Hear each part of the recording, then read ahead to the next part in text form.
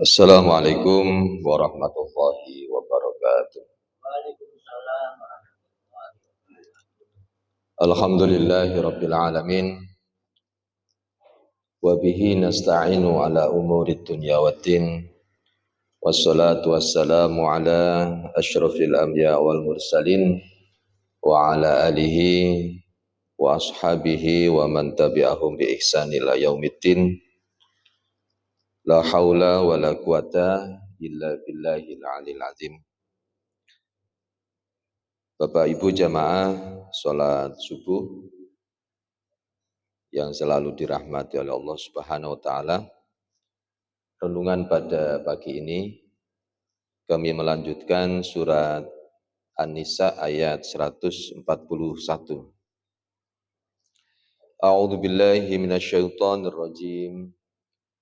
Bismillahirrahmanirrahim.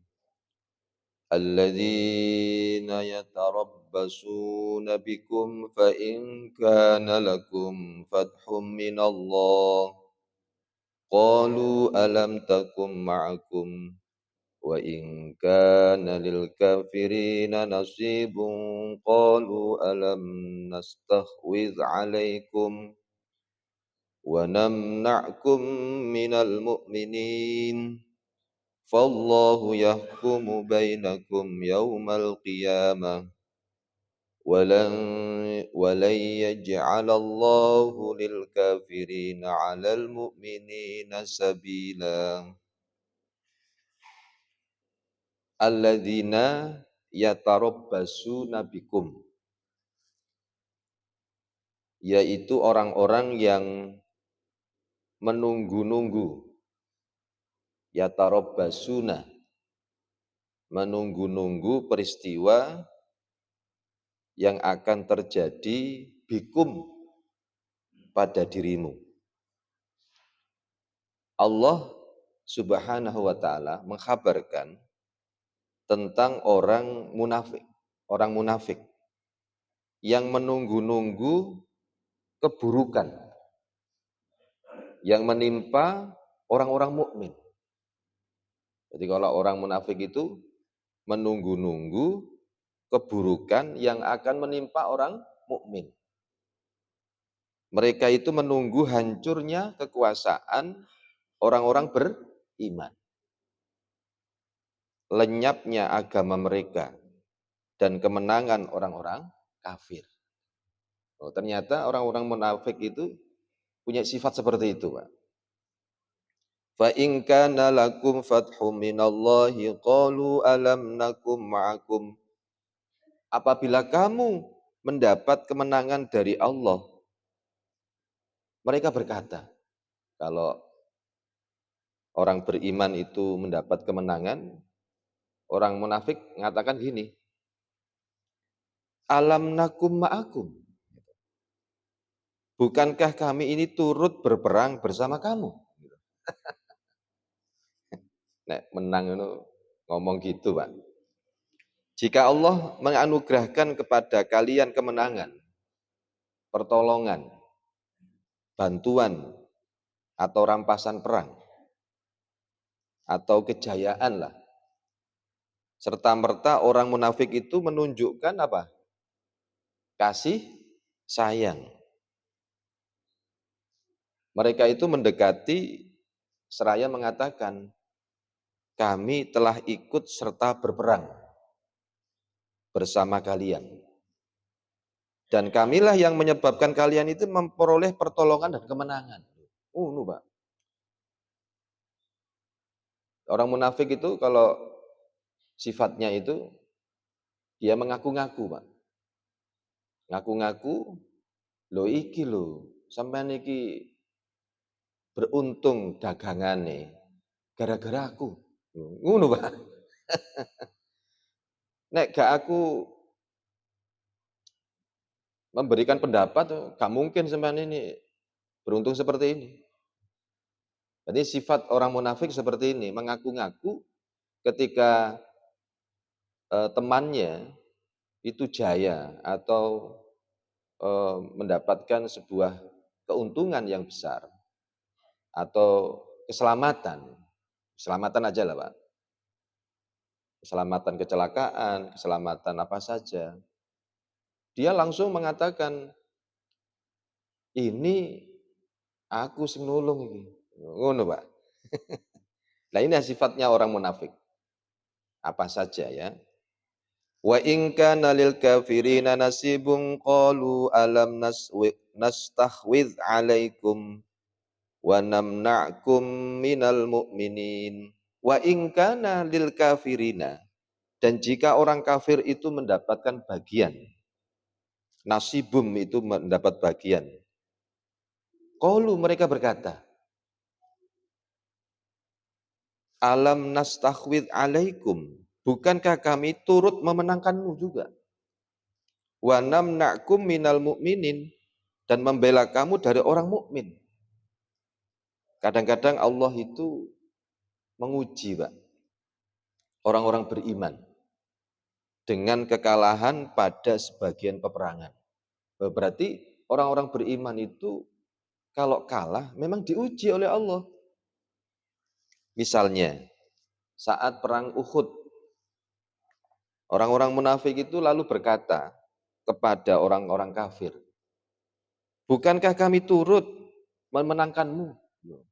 Ngomong nang orang kafir loh. Kami kan turut memenangkanmu dan membela kamu dari orang mukmin. Maksudnya, sungguh kami telah membantu kalian melawan kaum muslim. Kata orang munafik ini. Kami ini membiarkan mereka tidak menolongnya. Sehingga kalian dapat mengalahkan mereka. Nah itulah kasih sayang yang ditunjukkan orang munafik kepada orang-orang kafir. Dan kedekatan di antara mereka, sungguh orang-orang munafik itu telah berpura-pura hanya untuk mengambil hati orang-orang apa? Orang beriman dan mengambil hati orang-orang kafir. Tujuannya itu adalah untuk apa? Memperoleh keuntungan dari masing-masing kelompok dan mendapatkan keamanan. Padahal orang-orang munafik dan orang kafir itu hakikatnya sama saja. Tidaklah mereka berbuat demikian, melainkan karena apa? Lemahnya keimanan dan sedikitnya keyakinan mereka. Ini gambaran Al-Quran. Bahwasanya kita ini harus mencerminkan atau gampangannya kita ini bisa mengetahui, oh ini sifatnya orang munafik. Bisa jadi diri kita, Pak. Halo? Sehingga ketika Al-Quran membicarakan seperti ini, maka kita menghindari hal sifat seperti ini, Pak.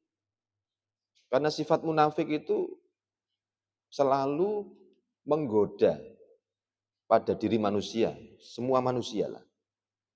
Maka kita ngaji, membahas tentang Al-Quran. Oh iya ya, ojo sampai aku iki menjadi orang munafik. Wallahu yahkumu bainakum yaumal qiyamah. Maka Allah akan memberi keputusan, Pak. Bainakum di antara kamu. Yaumal qiyamah, pada hari kiamat. Tuturan ini ditujukan kepada orang munafik.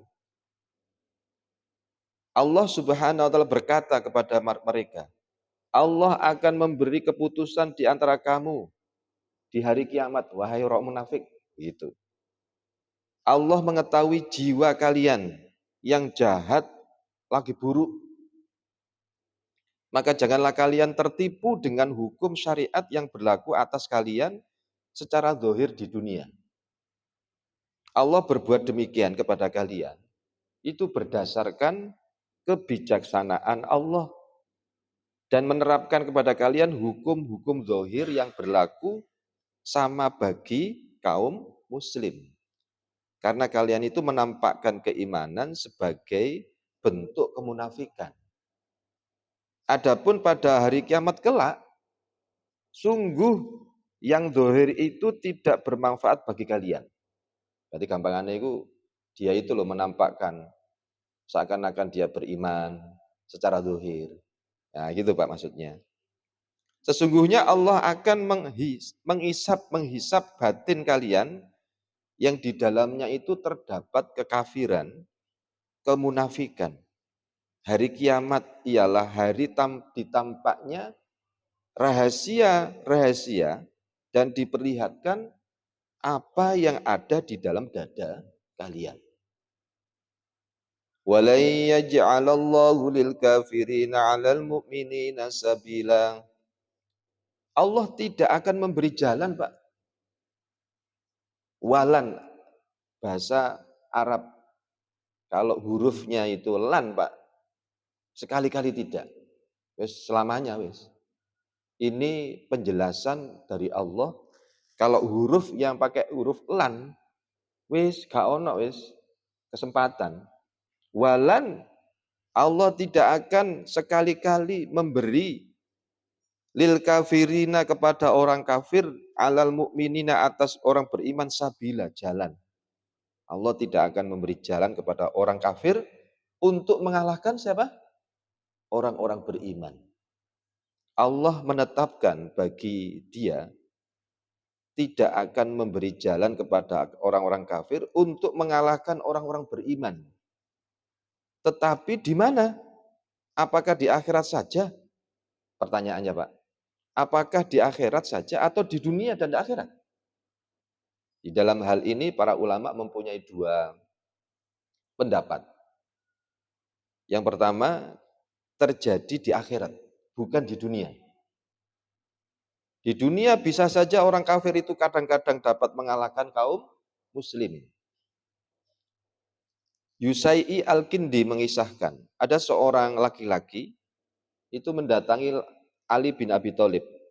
Seraya berkata gini, bagaimana maksud ayat ini? Walai yaj'alallahu lil kafirina 'alal mu'minina sabila. Ali menjawab gini, Pak. Mendekatlah gitu.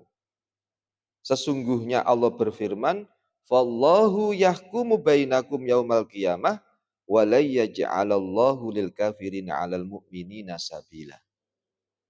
Ibnu Abbas berkata, ayat ini hal itu terjadi pada hari kiamat. Gitu. Pendapat yang kedua, itu terjadi di dunia, Pak. Di dunia juga. Artinya Allah tidak akan pernah memberi jalan kepada orang-orang kafir untuk mengalahkan orang-orang yang beriman. Baik di dunia maupun di akhirat. Bila demikian, maka maksud lafaz sabila di dalam ayat ini adalah hujjah dan keterangan. Asudi berpendapat sabila itu di sini adalah hujjah. Yakni orang-orang kafir tidak memiliki hujjah nanti, Pak. Tidak memiliki hujjah di dunia karena hujjahnya terbantahkan dan batal. Bisa juga makna sabila di sini berarti menguasakan dan pemusnahan. Allah tidak akan memberikan kekuasaan kepada orang-orang kafir untuk mengalahkan kaum muslim dengan kekuasaan yang sempurna. Berarti kekuasaannya tidak sempurna, Pak. Berarti sebagian saja, yaitu menguasai kaum muslim sehingga dapat memusnahkannya. Tidak menutup kemungkinan sewaktu-waktu orang-orang kafir dapat mengalahkan kaum muslim dan memperoleh kemenangan pada sebagian peperangan. Meskipun ada banyak kemungkinan seperti itu, akibat akhir yang baik tetaplah berpihak kepada orang mukmin, Pak. Baik di dunia maupun di akhirat. Inna lanansuru rusulana walladzina amanu fil hayatid dunya wa yauma yaqumul ashhad. Inna sesungguhnya kami lanansuru rusulana. Kami akan menolong rasul-rasul kami. Loh, ini janji Allah. Dan juga walladzina amanu fil hayatid dunya. Dan kami kata Allah akan menolong orang-orang beriman dalam kehidupan dunia. Yauma yaqumul ashhad. Dan pada hati tampilnya para saksi nanti hari kiamat. Surat Al-Ghafir ayat 51. Pendapat yang kuat ialah pendapat yang kedua, Pak. Itu sesuai dengan konteks ayat. Ayat ini sekaligus menjadi bantahan bagi orang munafik. Allah menghabarkan tentang mereka di dalam firman Allah, alladzina yatarabbasuna bikum. Orang yang menunggu-nunggu peristiwa yang akan terjadi pada dirimu, mereka itu mengharapkan, bercita-cita, menunggu-nunggu lenyapnya kekuasaan kaum muslim. Mereka itu berpura-pura untuk mengambil hati orang kafir dan mendekatinya untuk tujuan tersebut. Maka Allah mengkhabarkan kepada mereka bahwa orang-orang kafir sama sekali tidak akan bisa memusnahkan kaum muslim. Allah tidak akan memberi jalan untuk itu, Pak. Ayat ini senada dengan surat Al-Maidah ayat 52. A'udzu billahi minasyaitonir rajim. Fataral ladzina fi qulubihim maradun yusari'una fihim yaquluna takhsha ain tusibana dairah. Maka kamu akan melihat orang-orang yang hati mereka itu ada berpenyakit. Segera mendekati mereka. Siapa yang didekati, Pak? Orang Nasrani, Yahudi. Seraya berkata gini, yaquluna naksha antusibana dairah. Kami takut akan mendapat bencana. Fa'asallahu ayyatiya bil fathi au amrin min indihi. Mudah-mudahan Allah akan mendatangkan kemenangan kepada Rasulnya atau suatu keputusan dari sisinya, sehingga mereka menjadi menyesal terhadap apa yang mereka rahasiakan dalam diri mereka. Kebanyakan ulama menjadikan ayat ini sebagai dalil larangan menjual hamba sahaya muslim kepada orang-orang kafir. Nah ini, sebab apa? Jika demikian, orang kafir itu akan menguasainya. Ya, larangan menjual hamba sahaya yang muslim kepada orang kafir. Karena orang kafir itu akan menguasainya, bahkan menghinakannya. Ini adalah jalan orang kafir untuk mengalahkan orang Islam. Padahal Allah berfirman, "Wala yaj'alallahu lil kafirina 'alal mu'minina sabila." Allah tidak akan memberi jalan kepada orang kafir untuk mengalahkan orang-orang beriman. Nah, mudah-mudahan satu ayat surat An-Nisa ayat 141 ini memberikan pencerahan bagi kita agar supaya kita ini introspeksi diri kita. Jangan sampai kita ini mempunyai sifat seperti yang digambarkan surat An-Nisa ayat 141. Mudah-mudahan bermanfaat. Subhanakallahumma wa bihamdika asyhadu an la ilaha illa anta astaghfiruka wa atubu ilaik. Wassalamualaikum warahmatullahi wabarakatuh.